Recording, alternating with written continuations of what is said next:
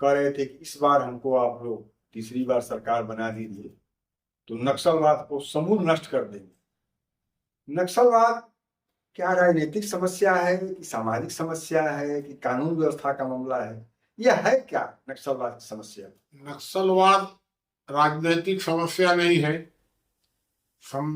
वैधानिक समस्या नहीं है, सामाजिक समस्या नहीं है। नक्सलवाद शुद्ध सत्ता संघर्ष है। क्योंकि अगर राजनीतिक समस्या आप मानेंगे तो फिर वो चुनाव मानते तब, तो राजनीति में तो चुनाव होते हैं, तो बस सत्ता संघर्ष के अतिरिक्त कुछ नहीं है। नक्सलवादी जो हैं वो बंदूक के जोर से देश की सत्ता को बदल देना चाहते हैं। इतना ही तो नक्सलवाद है, बाकी तो और नक्सलवाद कुछ है ही नहीं। ना व्यवस्था परिवर्तन है, ना समाज परिवर्तन है, कुछ भी नहीं है सत्ता परिवर्तन के अलावा। तो मुनि जी, आप ही तो बार बार कहते हैं कि सत्ता परिवर्तन के लिए या व्यवस्था परिवर्तन के लिए चार चीजें जरूरी होती है। एक अन्ना का जगह, एक जयप्रकाश जी का, एक गांधी का, एक ट्यूनिसिया, और कई तरह का आप उदाहरण देते रहते हैं। तो जो नक्सलवाद का जो रास्ता है उससे भी तो दुनिया में बहुत बदलाव हुआ है, उससे भी तो बदला जा सकता है, वो भी तो एक रास्ता है। नहीं, आज तक नक्सलवादी तरीके से दुनिया में कहाँ बदलाव हुआ। थोड़े दिनों के लिए वो लोग काबिज हुए चाइना में, थोड़े दिनों के लिए उत्तर कोरिया में, फिर तो नक्सलवादी फिर खत्म हो गए वहां भी। तो नक्सलवाद से कहीं भी बदलाव न हुआ है, न होने की संभावना है। बंदूक के जोर से कहीं भी बदलाव नहीं आएगा। तो अगर सत्ता में बदलाव करना है तो तरीका या तो लोकतंत्र है या लोक स्वराज्य है।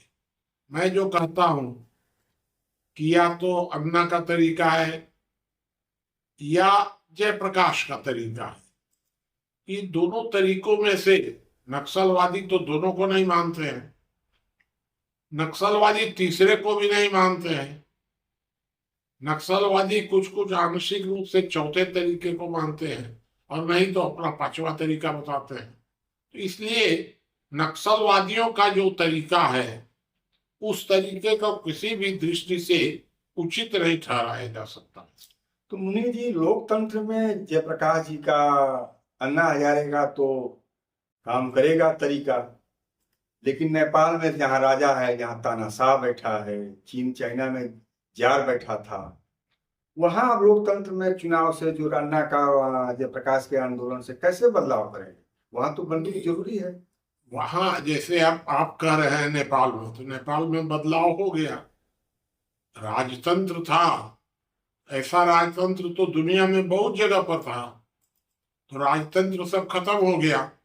अब तो दो ही तंत्र हैं, या तो तानाशाही या लोकतंत्र।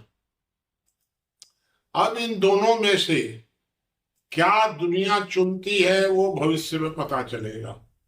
वैसे मेरे हिसाब से भारत को लोक स्वराज्य की दिशा देनी चाहिए। लोकतंत्र कोई अच्छा मार्ग नहीं है। ये जरूर है कि तानाशाही की तुलना में कम बुरा है, लेकिन अच्छा मार्ग नहीं है। तो हम अच्छे मार्ग की भी एक जन जागृति फैलाते चले तो ज्यादा अच्छा। मुनि जी, बार बार ये भी कहा जाता है कि नक्सलवाद या कश्मीर की समस्या कानून व्यवस्था का मसला है और लगातार बल प्रयोग होता जा रहा है। 5 साल हो गया, धारा 370 खत्म हो गए, लेकिन आज तक विस्थापित पंडित घाटी में नहीं गए।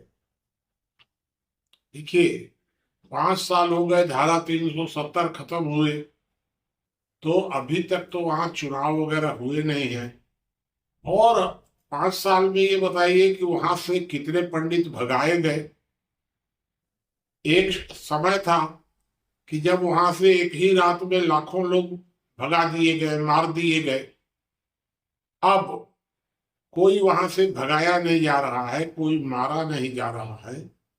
अब धीरे धीरे और अगर शांति स्थापित हो जाएगी, जिस तरह अभी शांति दिख रही है, ये और शांति बढ़ जाएगी।